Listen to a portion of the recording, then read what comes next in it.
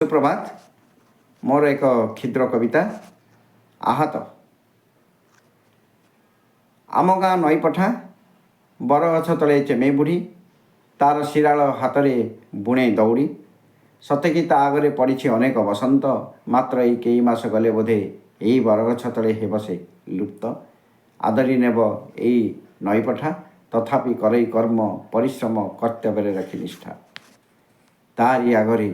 तारी आगरे गाँर निधि भेंडा बयस यौवन को जाले विष धुआर कुंडली रे अमृत परी शोषे विषर बासना अजानते सजाड़े से मरणर चिता ये जे कर्म अकर्मर तफात से मनीष दुख दैन्यर ताड़न बारंबार होई आहत।